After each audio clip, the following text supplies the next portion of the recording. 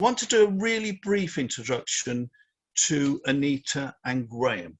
I'll leave most of what, I mean, it'll be really interesting to hear what they've got to say about how they got their ideas for their books and so on. But I just want to say briefly a couple of things about them.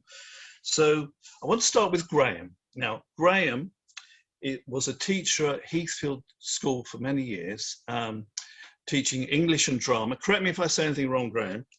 And I'm assured, and I know, that he was a very inspirational teacher, because people have told me, ex-pupils have told me.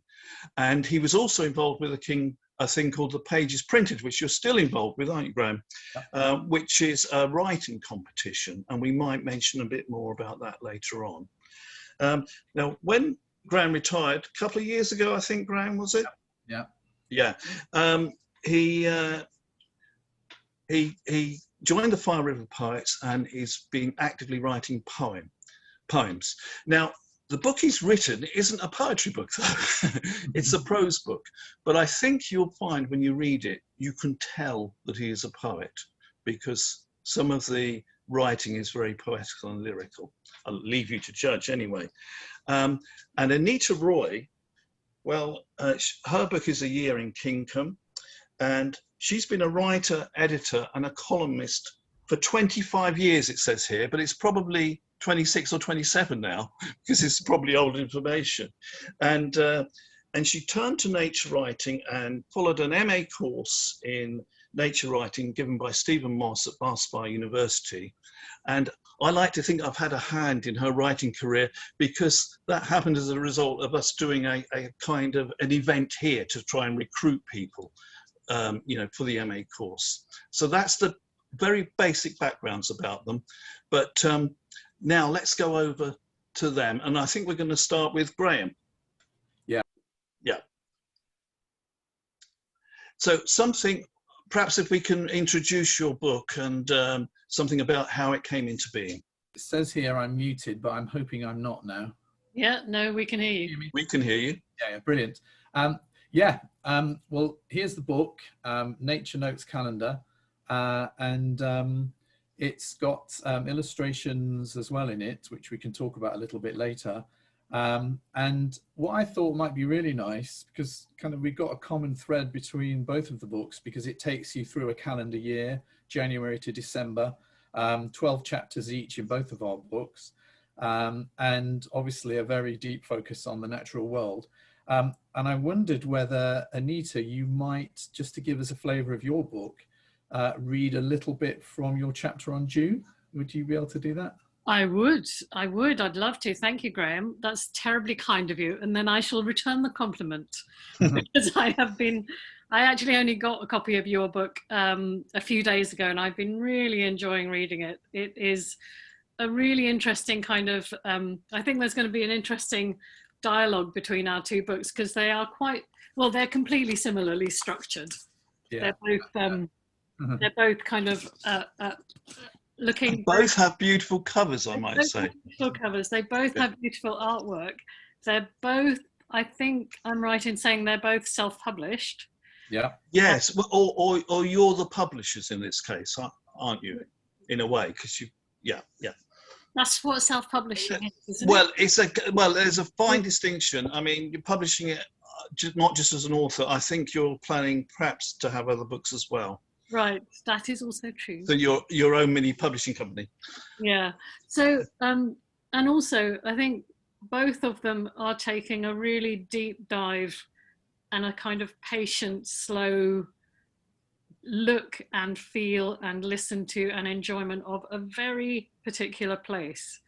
So for me, both of these books are really, I mean, you could say that they're nature books. They are nature writing, but they're place writing more than anything, I think.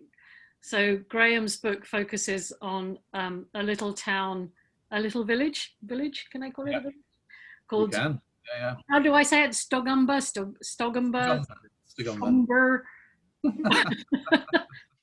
Is that right? It is. I like the R at the end of it as well. That's good. Stogumber. And where all the pirates live. Where all the where all the pirates don't live. And my book is focused on a little place in Dorset called Kingcombe, which is where the Dorset Wildlife Trust has a centre there. But I can see that we have got people from very far-flung places who may not know where any of these places are. So I'm very briefly going to show you a map, because I like maps. And they will give you an idea of, oh no, not that one. That's it. We found Stigumber. That was Stigumber and Kingcombe. It was both. Oh, is that right? That's it, isn't it? That's correct. Yeah, is that right? Yeah. Oh, yeah. Yep, there we go. So there's Stogumber up there, and there's Kingcombe down there. And this is the southwest kind of corner of England where we now live. So here's a bit of book.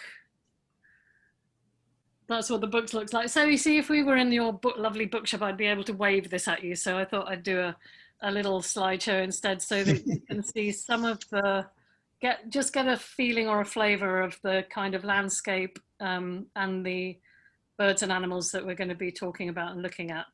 And I'm going to, fortuitously, I'm going to start with June, which is where we are. Here's a little look at what the Kingcombe meadows look like around about this time of year. Very lush, very full of wildflowers, very overgrown hedges. It's a very, very typical, what used to be a very typical landscape.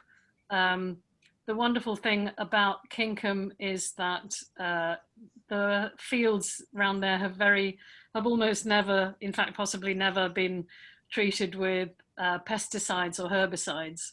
So they are unimproved. I love that word, unimproved, grasslands. So an absolute haven for bugs and insects of all kinds. Here are some of the paintings that I did there over the course of 1 year as I was writing the book. And we're going to get now to June, and here we are at June, which is a painting of a 6-spot burnet. And my little extract I'm going to read you is about insects, for which I have to change into my other glasses because I'm very blind. It was a typical English summer's day, in that it felt like early November, and I was regretting not bringing my gloves. The wind clawed through the sycamore and chestnuts, yanking their leaves back at the wrist and setting their silver undersides streaming, while above them the hilltops vanished into the low-bellied clouds. In the month since my last visit, the trees had lost their lacy spring feel and were dressed in heavy, full summer regalia. The hedgerows that had been frothy with bridal blossom, pinkish white hawthorn, creamy nosegays of elderflower, and verges bubbling over with cow parsley and Queen's Anne lace. Now, the only white highlights in the meadows were a few low pignuts and a sprinkling of stitchwort. Tiny green grasshoppers, each no longer than my smallest fingernail, leapt out of the way of my boots. And occasional butterflies, I'm sorry, but I can't do better than little brown jobs for these, tumbled over meadow thistles and small pale pink spires of common spotted orchid. The only insects I could see in real abundance were 6-spot burnets. They sat on individual knapweed flowers as though they had personally selected the long, thin mauve petals to best show off their wings. With its jet black antennae extended like elegant evening gloves and the dramatic crimson spots on its glossy dark wings, the 6-spot burnet is the Count Dracula of the insect world. Mm-hmm. It was National Insect Week. Up and down the country, people were building bug hotels and venturing out into the great outdoors, armed with magnifying glasses and moth traps, in order to persuade their children to view these 6-legged wonders at close quarters, to change their status from pest to guest, as the tagline goes. 35 of the UK's bee species are facing extinction. Insect biomass in Europe has fallen by about 80% since 1989. Word like, when was the last time you had to stop to wipe bug splatter from the windshield, or to keep your bedroom windows closed to stop moths flying in at night? And if we, inattentive, lumbering primates, have noticed the drop-off, how much more acute must it be for those creatures, the birds, small mammals and reptiles, for whom this is their only or primary food source? Words like catastrophic and unprecedented are becoming commonplace when talking of the environment these days. It feels like we are in desperate need of a whole new order of adjectives to describe the situation, a language that will do justice to the scale and horror. Naturalist Chris Packham recently described the UK as a place flattened and deadened by pesticides and industrial farming. He called it a green, unpleasant land. On my drive home from Kingcombe that day, I wasn't sure whether to be grateful that such havens exist or filled with despair that they need to. Bit grim for a starting gambit, but nevertheless, there we are. That is so beautifully written, Anita, and I absolutely love the description of the 6-spot burnet that you gave. Thank and you. Long evening gloves, and it's so lovely to see the illustration. But no, and what you've written there, hopefully we'll get a chance to return to that evocation you've got in a very lyrical way, and then this kind of enumerating of the ecological catastrophe. I'd love to talk about that a little bit later. Let's do that. Let's do that once you've had a chance to. Yeah. Shall I read a little bit from June? I would love you to read a little bit from June. Let me get rid of this cat. Would you possibly be able to bring up the picture of the blackbird from mine from June, Anita? Okay. I'll talk whilst you're doing it. So this extract from June, yes, it's got the picture of the blackbird. It's the same as on the front cover, and I think one of the purposes of the book was to kind of re-enchant the countryside, or to see that it is actually enchanted, and to see that our connections with it are very, very strong and deep, despite all the things that have happened and are happening.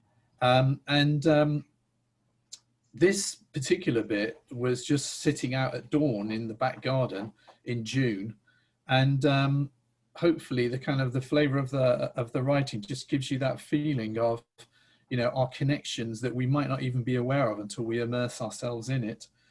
So this chapter, June, is called Hidden Operas, Rooftop Arias, and I'll just read the first paragraph of it.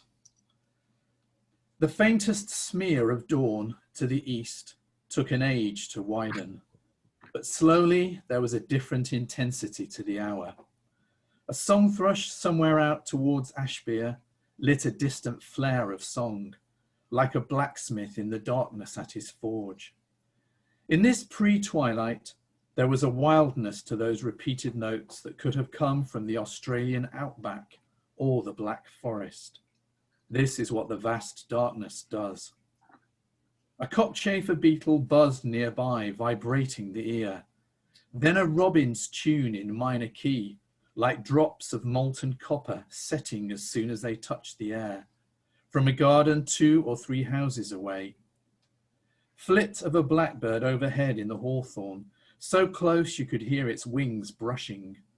Chink chink of its alarm call, then the filigree threads of another starting up on the shed roof, testing its voice, then another, coloratura, backstage virtuosos practicing their arias, waiting for their call on stage.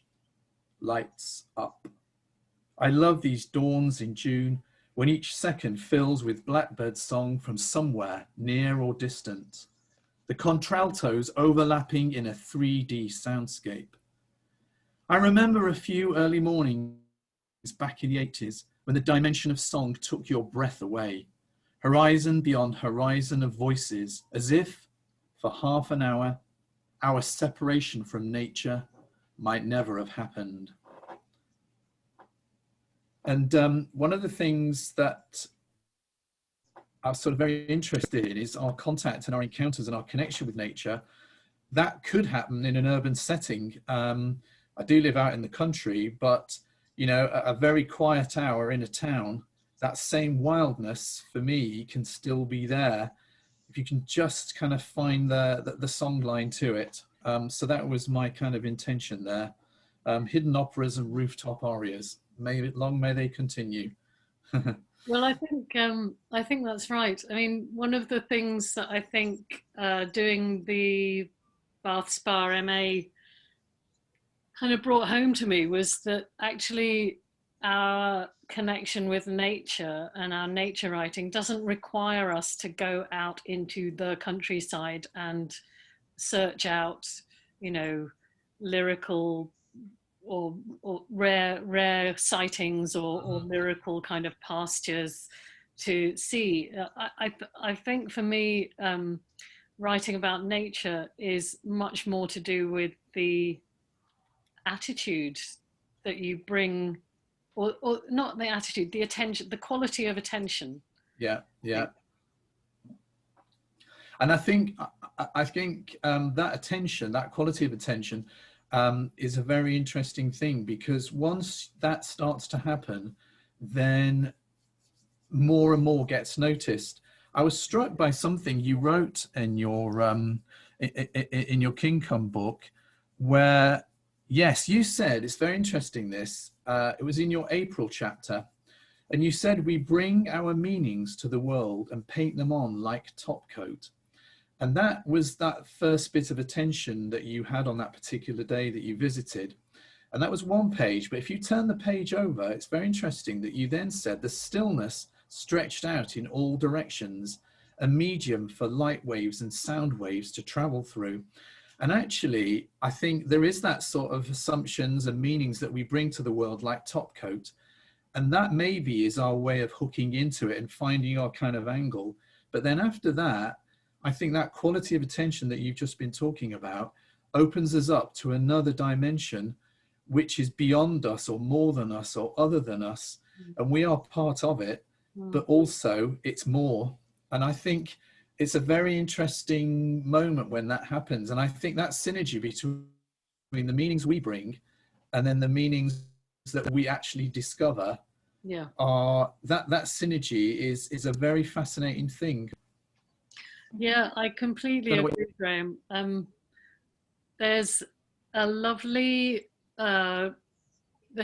quote which I wish I had written down because I can't find it now, but it is, I can sort of see it on the page. It's like an opening quote to some lovely piece of writing. And I can't remember who said it now, but it was something like, it's not so much what you see. It's what's important is not what you look at, but what you see. And it's not what you listen to, but what you hear. Or is it the other way around? I can't remember. Oh God! Oh, I hate it when I go. I think we've got the essence of what you mean. Yeah, it's essentially that when you're looking at something, it's almost like you're scrutinizing it in order to almost confirm something to yourself. Whereas when you're seeing something, it's like the balance of power has shifted to the thing that is being seen. Yeah. You are receiving something from that.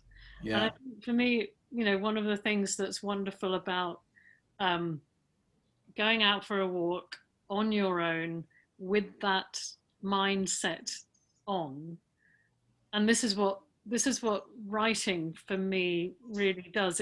It's almost as though the end product of the text on the page is the kind of icing on the cake, but the cake is actually the experience of being out in the world and discovering something, and then almost submitting to a kind of wonder, as a kind of an awe, or a sense of connection that is, you're just this tiny thing and the world is so much greater and you're here for a very brief span of time, and you know, and there's this incredible sense of connection. Yeah. Really hard to put into words without sounding really naff. And then the writing part is very often, I find, I don't know if this goes for you as well, the writing part is you trying to understand what it is that you think. Yeah, totally. You know? And yeah, you well, the process for me perhaps can be that one sets off out with an intention, because, you know, you might do this looking, as it were, then hopefully that's a way into the seeing, and then the writing after that is a kind of, it's trying to distill things which you have seen, but to kind of, there's something about the sharing of them as well. And in the process of the sharing, there may be some distortion, but also very interestingly, what might happen is that something deeper within what you've been seeing actually can come out in the writing, because the writing knows more than what sometimes we want it to be. You can have very controlled writing, which says, right, I am setting out to do this, and I've got a tick box, and I'm going to get to all of my ticks on it. But actually, the writing sometimes knows a lot more. And if you can just, if one can just be open to it, just to kind of bring it back to a very concrete example, when I was a lot younger, I used to crave seeing a green woodpecker. And I thought, one day I will see a green woodpecker, and, you know, and it never happened, and it never happened. And then the first time I did see a green woodpecker, I wasn't trying to at all. And it's almost like a sort of totem bird now, because if I don't want to see a green woodpecker because I'm not thinking about it, doubtless I'll see one. And there's something about that in nature where the minute you predetermine things, it's going to do something different. I went to there's this fantastic place near here called Otterford, and I was there are beavers there, and I was thinking, oh God, I would so love to see a beaver. I'm never going to see a beaver. Like, beavers are really rare, and I don't even know where they are there, and they're completely not signposted, because you're not supposed to really know that they're there. I really, really, really wanted to see one. And I stood there in the wood for ages and ages and ages and ages and ages. And that's what so often it is, like being a wildlife cameraman or a wildlife, I don't know, anything, a conservationist at all, an environmentalist. Yeah. Nature just doesn't turn up on cue.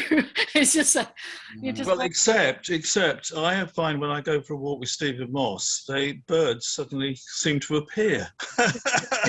This is I think that's because I'm not seeing, and he knows how to see. There is something about that, though, because I mean, okay, so there are two things. That what Graeme was saying is that it's almost like when you give up, that's when your greatest gift comes. And it was only once I had completely given up on the idea of seeing a beaver, and completely been absolutely brimful with happiness and contentment, that I had been where beavers are and seen the beautiful light that comes through the trees, and it was just so gorgeous. And I was like, I actually didn't want to see a beaver, because it would have been too much, you know. I would have just burst into tears or something. And then I saw a beaver, and I was like, oh, okay, stop. But also going for a walk with Stephen Moss, which is something that we did a lot on this MA nature writing course thing, and I can see my other friend Stephen Lovett, fantastic birder over there, who I was on the course with, who's here this evening, who will back me up, that when you go out with Stephen Moss or someone who knows stuff, like there's a fantastic wildflower expert called Liz Byron, who I was lucky enough to go out for a walk with the other day on the field near my house, and she was saying, look at this, she said excitedly. I said, I can barely see this flower, it's so small.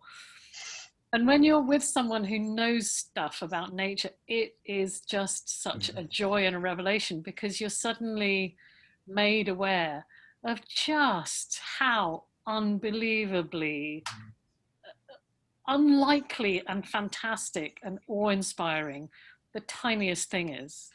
And what wonders there are to behold if you know where to look for them. Or Yeah.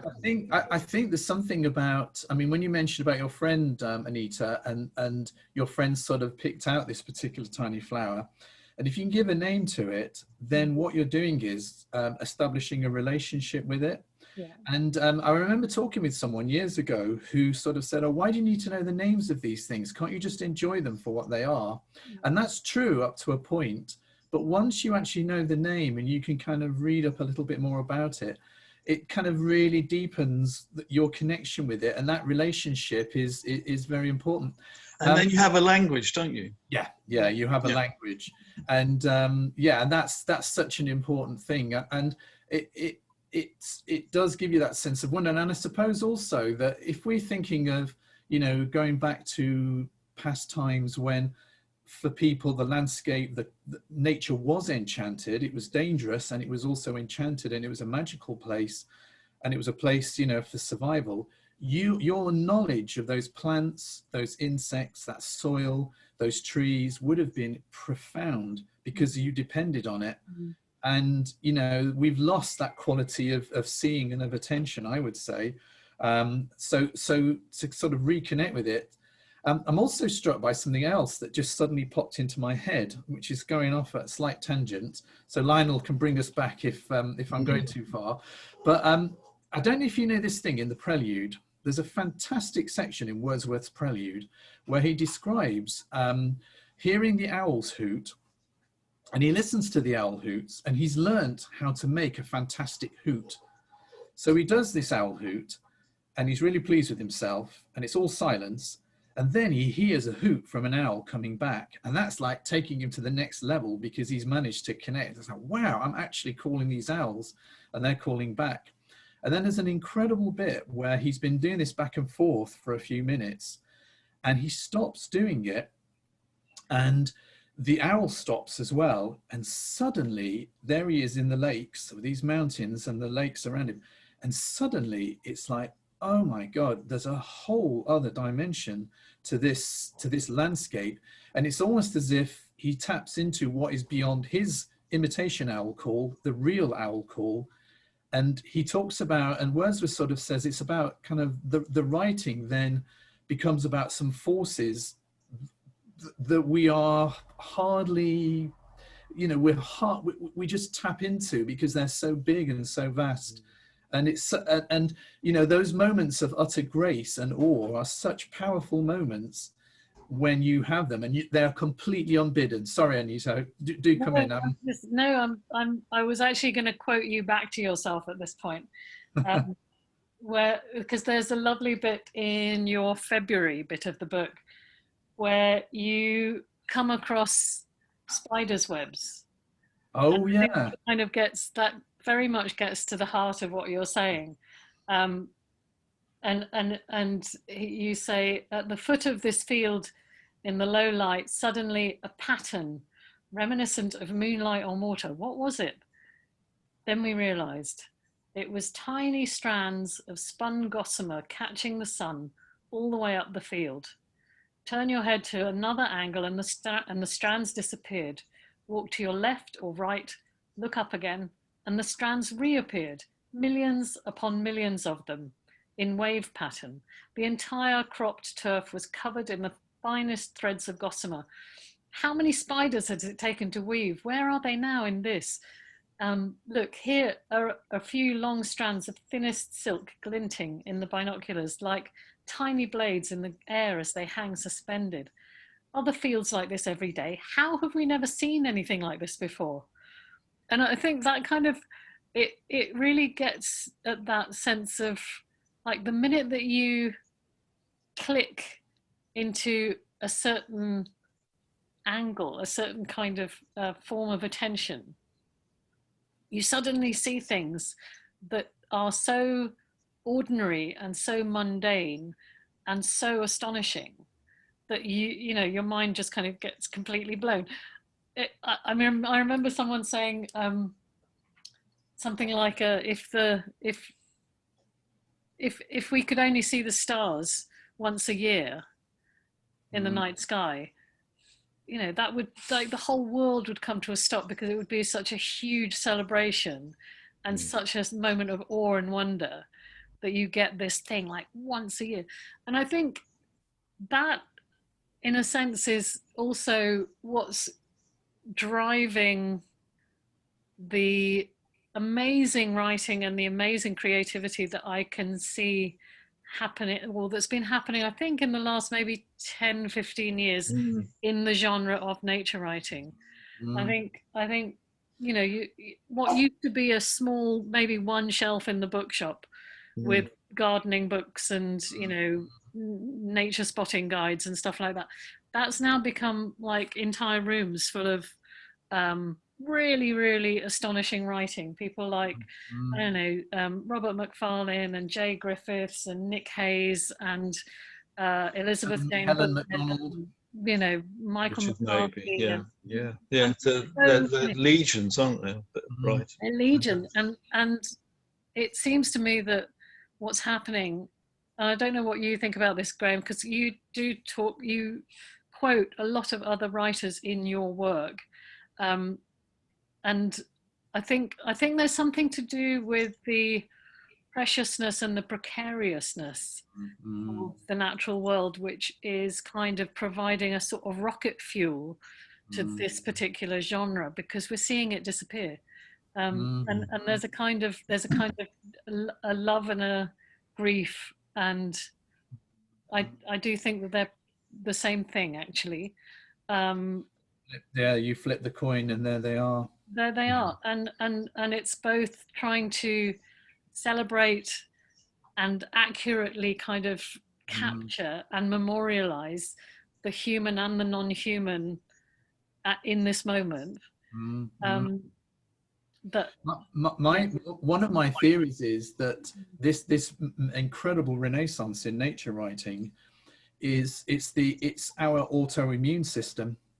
It's actually kicking in and saying, we've got to really pay attention to this. And something deep within us knows there's something profoundly wrong. And we're almost, we've just got to experience these things, because there's a kind of a warning in our heads that's going, maybe this is the last chance to see.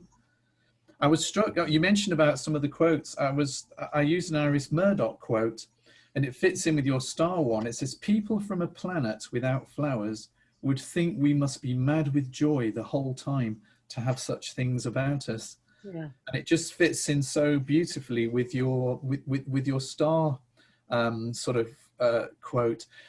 The other one that is interesting is that, because you mentioned about bugs on the windscreen, and there's a fantastic book that I just recommend to everyone called The Moth Snowstorm by Michael McCarthy.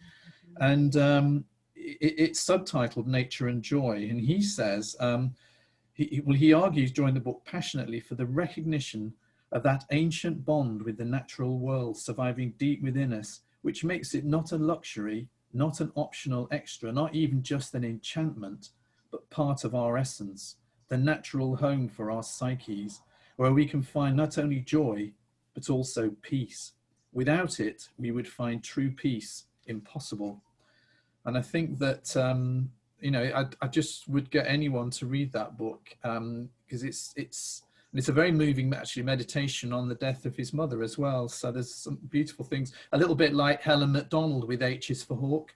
Yeah, yeah. It's funny how you don't have to be in nature or have that kind of nature writing-y kind of head on your shoulders very long to start having to deal with the question of mortality and death and grief and loss, and how that sense of the limits that we as, you know, fleshly human beings have are really precious. It's a really, really precious thing that we have to be embodied as mammals, you know, as physical, touching, breathing, smelling, bloody humans. You know? um, it's how we experience the world and how we are experienced by the world, because you can't touch something without being touched by it. That is how touch works. Yeah, You there's a lovely bit in your book where you describe falling down a bank and slithering in mud and getting and what I love is there's a beautiful down-to-earthness about your book, and you get sort of up close and personal with nature, but also you can see the kind of warts and all quality to it as well, because that physical, tangible, cold or messy or whatever nature of it is part of it as well. And I think you render that beautifully, actually. I also love the way in which you weave people into your book so well, all the different people connected with Kingcombe, the people who work there, the people who visit, and that's such a lovely dimension to your book. Well, I think, thank you very much, Graeme. It's ever so sweet of you to say so. I'm glad you liked it. It was quite a deliberate decision in a way to include the people, because the Kingcombe Centre it's the Dorset Wildlife Trust Visitors Centre, so there are a lot of people that depend on it for their livelihoods. They work there, they look after it, they go there for various reasons. It's a working farm, and it's part of that living landscape of that bit of Dorset. And one of the things that I think has got us to the terrible situation that we're in is that we have kind of maintained this separation between humans and the natural world. And very often in conservationist terminologies and in the environmental movement, there is this dichotomy that's set up as though there's a war between what's good for humans and what's good for nature. And if only humans weren't here, then nature would be fine. Or if only we removed these humans from this, whatever it happens to be, landscape, then nature would be fine. Very often that's translated into a brutal suppression of human rights in different parts, not so much in Dorset, but in different parts of the world. You have, indigenous people being brutally sort of deleted from their own land. And actually, the challenge that we're all facing immediately, the challenge that we have is, how do you live as a human alongside the more than human world in a way which doesn't destroy it? And that is the pressing question, I think, that faces all of us. How do you do that nowadays? What does that require of us? So, alongside the nature writing that I do, I'm very, very involved in that kind of environmental, kind of down-to-earthness thinking, scything, bringing back wildflowers into people's gardens, making a hedgehog house, talking to people about cycling. I mean, whatever small thing one can do. And when you start doing one small thing, you'll find other people who are doing similar things. And then you start to find a tribe or a collective or a community. And when your community starts getting a voice, then people start listening also. So that kind of work, I think also, for me, it's as important as my writing. Well, I mean, I completely agree. And I know you've got a sort of a whole thing happening in Wellington, and a sort of a big focus on the natural world and in sort of bringing nature in more. And in Stigumba, we've got a similar thing, and a whole greener Stigumba sort of project, and we've got various things, and we're just really trying to increase the biodiversity. And I think there's something about doing something very small and tangible, and that little stone dropped in the pond, the ripples of that, as you're saying, really spread. It's an interesting, I mean, you mentioned before about grief and love and the kind of the two sides of the same coin. And there's a fantastic American environmentalist in the 1950s, a wonderful man called Aldo Leopold, who wrote a book called Sand County Almanac. And he says that to be a conservationist is to live in a place of wounds, because at any one time, something beautiful that you know or something precious could be destroyed.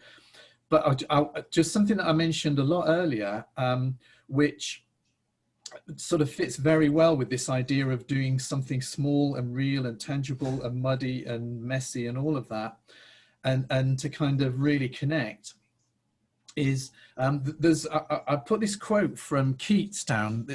In The Fall of Hyperion, Keats wrote, "The poet and the dreamer are distinct, diverse antipodes, sheer opposites. The one pours out a balm upon the world, the other vexes it."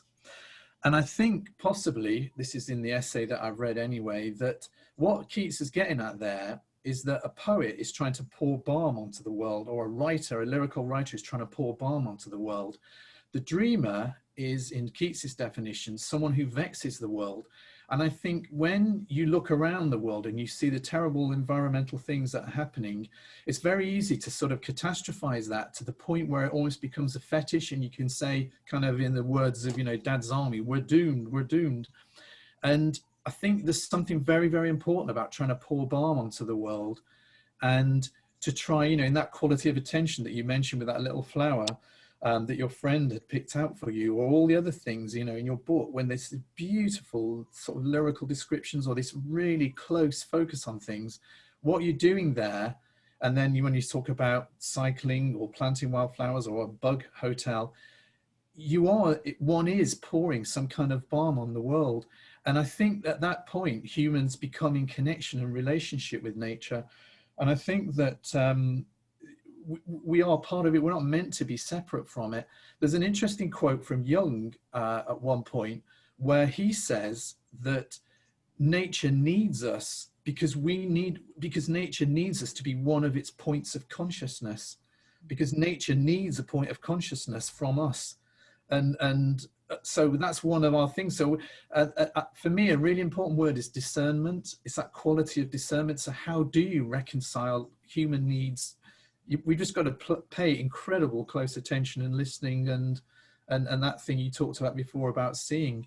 I mean, I think your book is just exemplary because of the way in which it's so grounded, and yet it opens up these big dimensions as well. So, now I'm going to stop you there, because you've said an awful lot, both of you, and it's fabulous what you've said.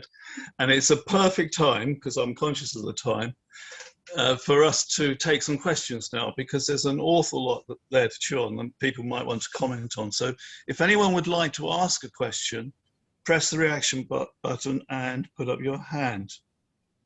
Or if not, or wave madly. Or wave madly. Yes. So the only reason for using this reaction button thing is so that we can actually see, because we can only see a few of your lovely faces on our screen. And if you are getting no response. Yes, we've got someone here. Christine. Unmute yourself, Christine. Is it me? Yes. Yes. Oh, it's me.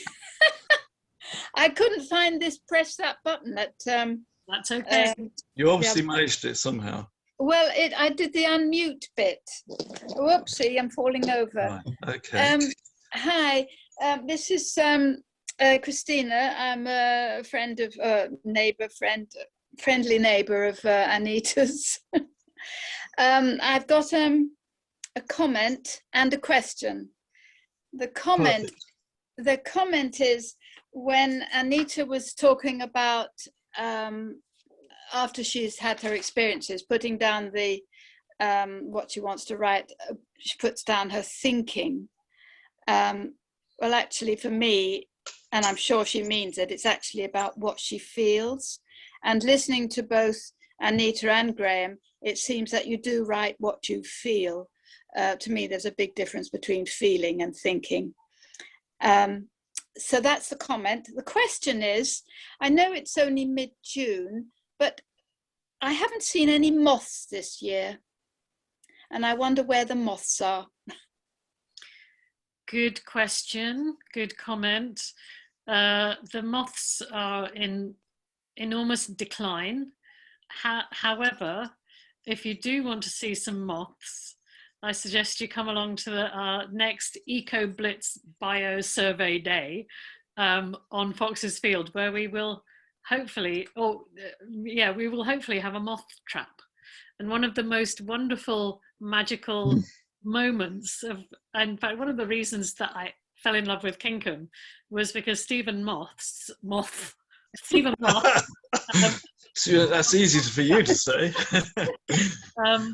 And he left it out overnight. And I was very indifferent to moths, I have to say, until we looked in that moth trap in the morning. And it was mind-boggling what was in there. It was like a whole new planet had just opened up. And we will have a moth trap and a moth trap day very soon. Christina and I will let you know. That's good. Thank you very much. I would say that yes, the moths are declining, but I have seen moths recently, and we had even some in our bathroom last night. I think what you need to perhaps do is just go to some place of this interesting phrase, unimproved grassland, somewhere that hasn't been sort of scalped to death or sprayed or whatever, and try and find a sort of a long enough strip and a sort of long enough corridor or an extension, and you may see some there. But yes, they definitely have declined, but they are there. Also, thank you. Christina, can I just Christina, on the whole question of thinking and feeling, because I think I have more to say on that, which is that I think in some ways feelings are not a very good, they're not very important. I think in some ways they're not very important.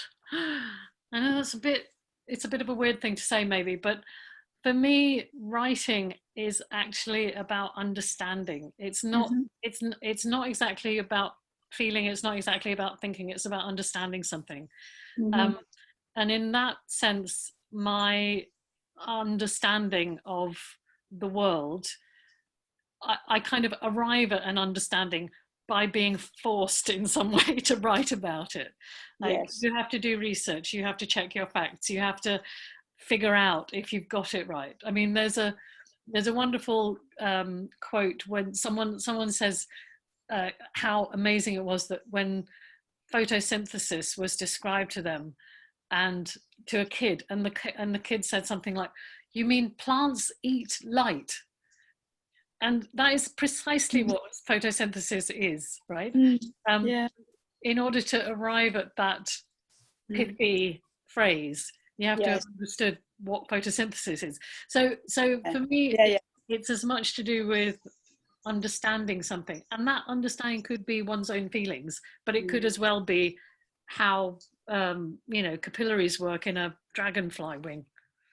I suppose I was connecting more to when Graeme was talking about the experience of being in nature and looking at the flowers, but as you were saying, seeing the flowers and being there, and that you actually, something happens that you actually go beyond this stuff. But I understand. Well, I think that's very interesting, Christina, because I think Graeme's book, there is a very strong, for me, a very strong spiritual aspect to it came out of it. You know, there is a difference there, I think, and I think that's reflected in his writing. If you're lucky enough to get a chance to read it, I think you'll see that coming through in Graeme's work.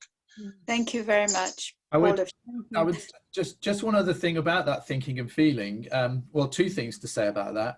I mentioned that word discernment. So I think there's something about writing helping you to discern, which maybe fits in with Anita's understanding word. The other thing is, I'm just thinking of a Van Morrison lyric. If my heart could do the thinking and my head begin to feel. Yeah. Oh yeah! Wow. And I think that's, if you can kind of get them mixed up a little bit, if you can get them to sort of cross-reference each other, you know, that's a nice thing to do. Yes. Thank you very much, Graeme. Pleasure. And now I think we have Tim Knowles asking a question. Oh yeah, hello. Yeah, so we were talking about nature writing, and my first impulse really was, to ask you, what is nature? But you've probably been asked that many times. But I'd like to know, what isn't nature? What is not nature? That's a good question. Graeme, do you want to go for that? Nicely fielded. For me, what is not nature is anything which feels like a dead end, anything which feels like a closed possibility, anything which which has got too much of the dead hand of humankind on it, to the point where it seems to stop. It doesn't open out into anything more.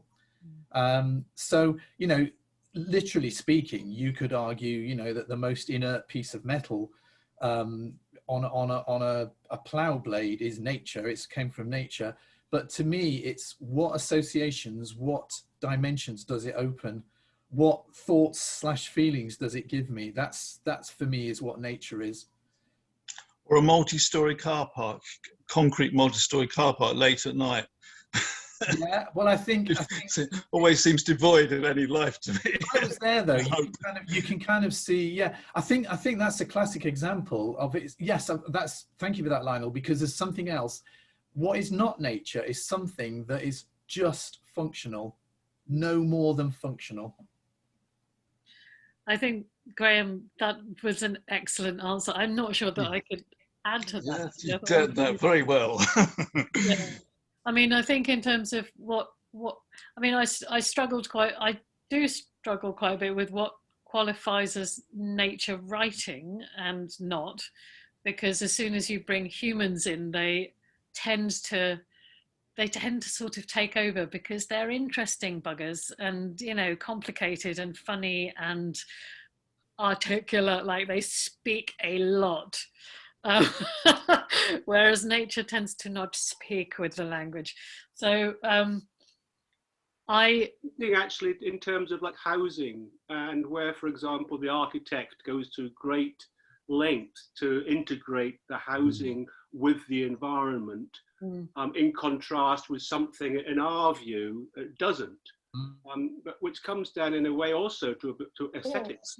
Not science, but aesthetics. I mean, there's a very interesting writer in the 1940s and 50s, an architect called H.J. Massingham.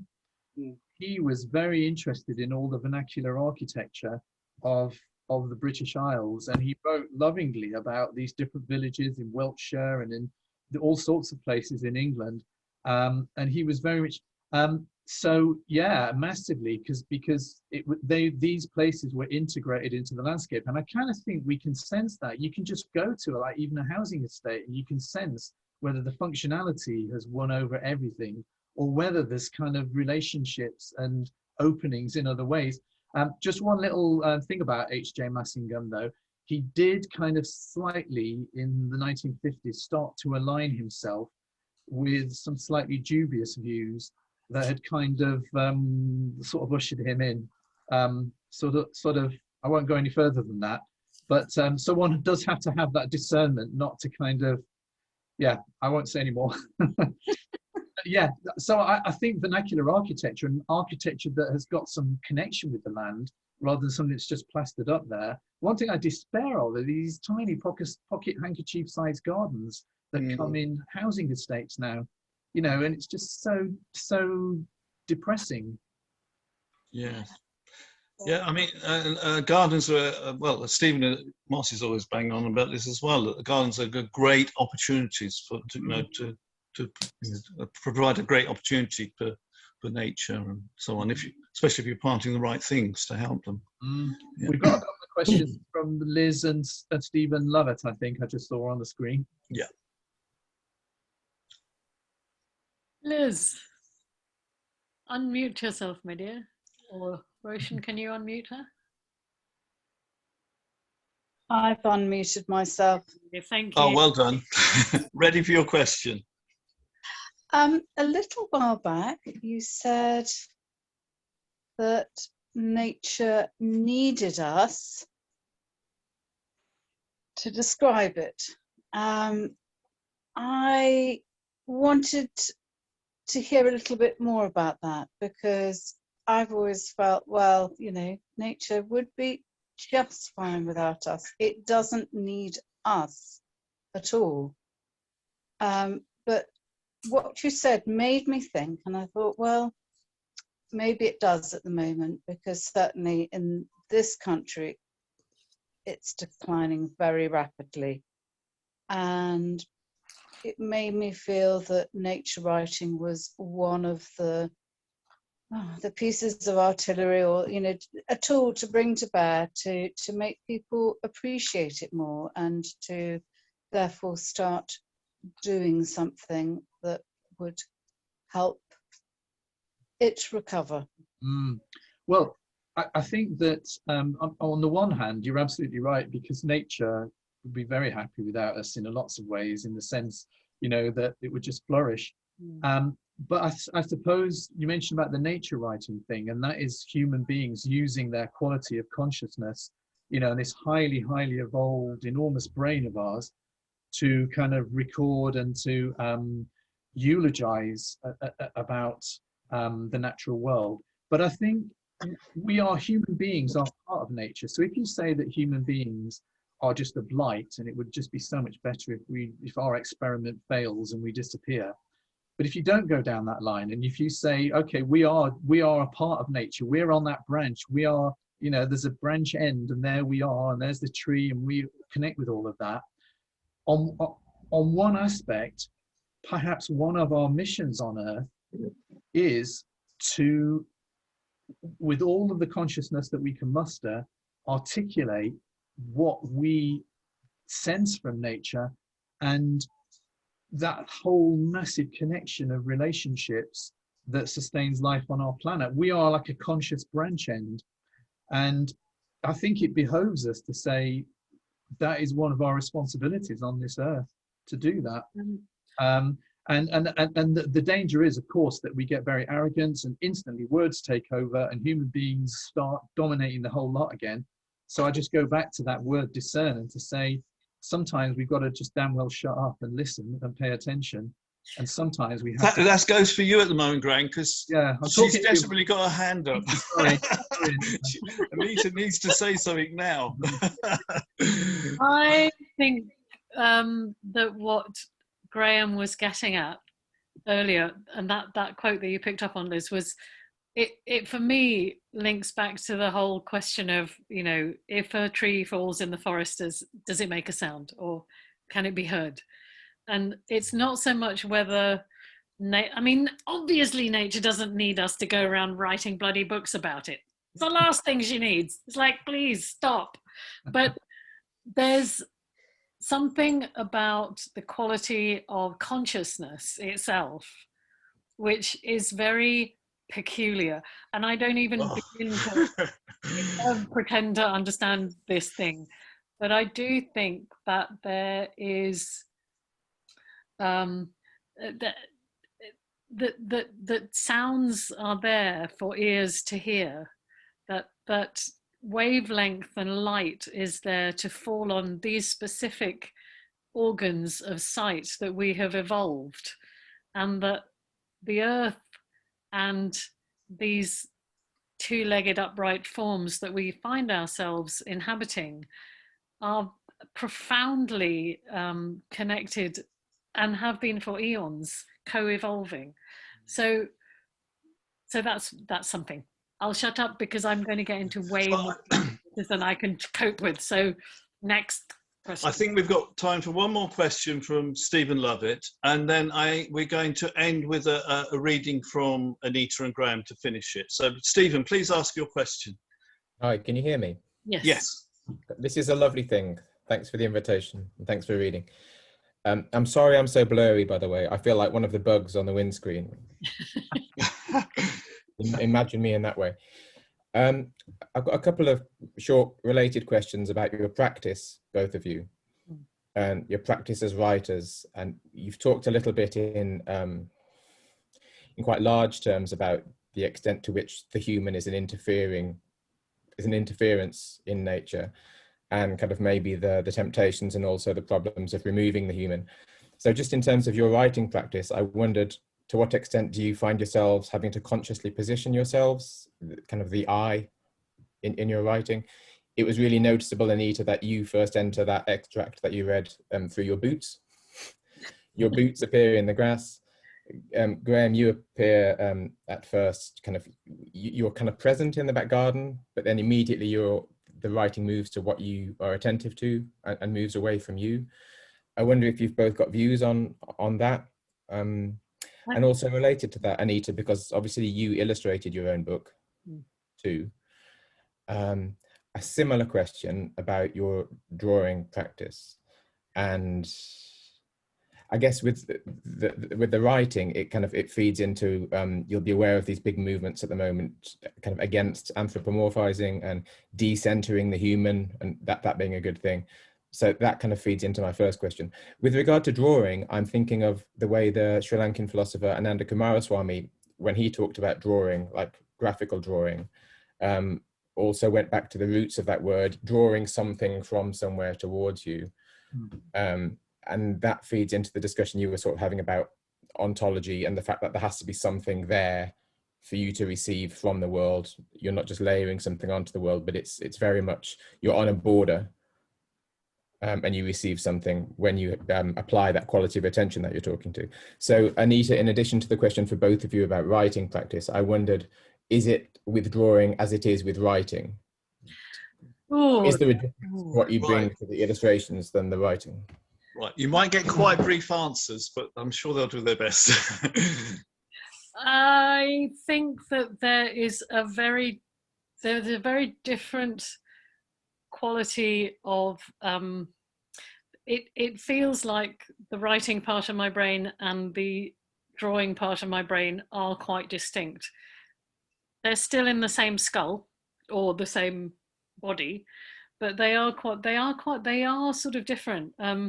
And I think drawing, when you're really observing something and you're recreating it in a two-dimensional form, using gesture and pressure and a medium, there's something of your own medium and your own body and your own sense of touch and your own hand shape, if you like, that kind of echoes the thing that you're observing. So there is a very, it's almost like an intimate sort of dance between your own body and the body of the thing. So for example, when I was drawing the jackdaw, I could feel myself sort of giving my own body a slight hunch of the back in order to try and get that curve right, you know? So you sort of find yourself impersonating the natural other that you are trying to draw towards you, and it's a very intimate thing. And I mean, I loved doing the illustrations for this because I felt that they do bring a different texture and a quality to the description that the description doesn't do on its own, and vice versa. So that's all I'm going to say, because I can see Lionel going, oh, that's enough. Over to Graeme to deal with. What was the first part of the question? I forgot now. Practice writing. About the position of writing. Yeah. First of all, I'd like to say just how impressed I was that, Anita, that you both did the beautiful writing and those fantastic illustrations. Yeah, absolutely. I mean, it's gobsmacking, really, that you did both. It's lovely that, you know, they're sort of speaking to different, even though they're in the same brain, they're different parts of you. I'm very grateful to Rebecca Brispiat for doing the illustrations in my book, and it was actually her who gave me the impetus to put all these pieces together into a kind of an almanac. So that she's done some lovely things there. I did sort of ask her about coming on to this, and she wasn't she's quite a shy person. So I'd be very interested. I'm going to ask her some of the questions or some of the responses that you mentioned, Anita. Just in terms of positioning of the writing, I think just having spent such a long time sort of exploring nature and being out in nature, I kind of try and just trust my instincts with the writing. And then you write something, but then the big thing is to leave it and to edit it. And that's the positioning bit, to sort of say, you know, you come back to it a few weeks later, does it still ring true? Is it too flowery? Is it have you got too carried away? Is there too much of the human in it? And normally a couple of weeks really helps. Yeah, because it's very, very easy to get carried away. So the positioning comes from all the time spent in nature, I suppose, and trusting that. And then the next bit is to say, okay, edit. And there's that famous thing with a writer, like some famous writer was asked what advice he would give to aspiring writers, and he just had the same sentence repeated 3 times, which was arse on the chair, full stop, arse on the chair, full stop, arse on the chair. And you just work at it. Thank you. Yes. Thank you so much for that question, Stephen. Perceptive as usual, and crisp, unlike your picture is very blurry. If anyone, ghostly, one might say. If anyone hasn't read Stephen's book on birdsong in the time of silence, they totally should, because it's absolutely lovely. And we've got it in Brendon Books. So, as we should mention, we have all of these books in our bookshop. But now I think it'd be lovely if we could end with another reading from Graeme and Anita. Who went first of all when we began? Was it Anita or Graeme? Can't remember. Can't remember. Okay, we'll do Graeme then. Yeah, I went second. Anita was first. I was second. That's right. Okay, right. Yeah. Okay. Which month are you going to choose? I'm going to choose May. Okay. And it's one called Quantock Dawn. It's got a picture of the cuckoos on it. If you can pick that one up, possibly, Anita. Quantock Dawn. I walk up the slope in the pre-dawn dark and stumble across a herd of deer lying in a hollow. I edge closer. With coughs and barks, they are on their feet, breath steaming in the cold as they head to the next coombe, leaving their bulk and presence, their smell and body warmth on the grass. Breathe it all in. This encounter with an ancient tribe whose wildness is inalienable. Their territory I have crossed into. Follow the deer silhouettes as they head over the next rise, and then carry on up the slope, my boots soaking from last night's rain. Listen. A wren's fast bobbin of song whirs into life, dweller of the gorse thickets and bracken, emerging from its cave and staking a claim to the here and now. Next are the charcoal notes of a distant crow, then the faint orange threads of a robin from the valley below. Day and night are equally hinged, and the normal boundaries have dissolved into what feels like new places. This is what the dawn does. Wait, then walk on. An unseen lark drizzles its song high up, as if trying to peer over the edge of the day. Meadow pipits split between budding hawthorn leaves. Then there is the sudden tang of sheep droppings, calls of ewes and lambs, the glint of a morning star, Venus, as the eastern horizon lightens further. 2 cuckoos have started a furious pitch for territory on their next slope, with triple notes, cuckoo, and sudden swooping assaults of each other's song trees like tag wrestlers. Their deep cackling too, like the guitar effects in the theme tune for the 70s movie Shaft. Incongruous, ridiculous, but true, as they scrap for submission. One veers off to the next ridge and its call becomes pastoral again. If all that swims into life this morning is phenomena, then it feels in these moments that the cuckoo is the noumenon, the being through which these spring quantocks hold their true meaning. Others could equally say it is the red deer, with the stags going into velvet and the hinds ready to calve next month. Certainly a question to ponder. Thank you very much. Lionel, so much. Thank you so much, Lionel, for giving us this wonderful opportunity. And yeah. That was lovely, Graeme. Thank you so much. Lionel, I'm not going to read anything. Oh, well, say something then. I'm going to say something, which is that books, in my very limited experiences, are basically like buses. None come forever, and then they come along all in one great fell swoop. So I just want to tell people that It's a promotion. She's ending with a promotion. Very shortly, this book, which is also an almanac, so again, a year-long thing in Nature, is coming out. It's a lovely book that I co-edited with my friend Pippa Marland, which has some fantastic, fantastic writers in it. So Gifts of Gravity and Light is the title. I'm very excited. This has only just come, so I'm still sort of stroking it. It's not officially published yet, is it? I think it's July. It's July. Yeah. It's coming out July the 8th. That's when we'll have it, but you can pre-order it. You can pre-order it. And as a special treat for all of you people who are still here at 7:45 in the evening and have given up your time and energy to be here, for which we really, really thank you. And it's so lovely to have so many of you here. This arrived today from India, and nobody has seen this yet at all. In fact, even me. So this is my first sneak peek at a book that I wrote for small children called The Power of 10. Oh my God. And it arrived this morning, and I deliberately didn't open it because I wanted to do this here because it's so exciting. It's a little picture book for babies about counting and about the universe. It looks lovely. I'll take 10. It goes from 10 till 0, and then in the middle it's 0, and then it goes from 1 till 10. And at the end of it, you'll be able to count up and back from 0 to 10. How cool is that? That is very cool.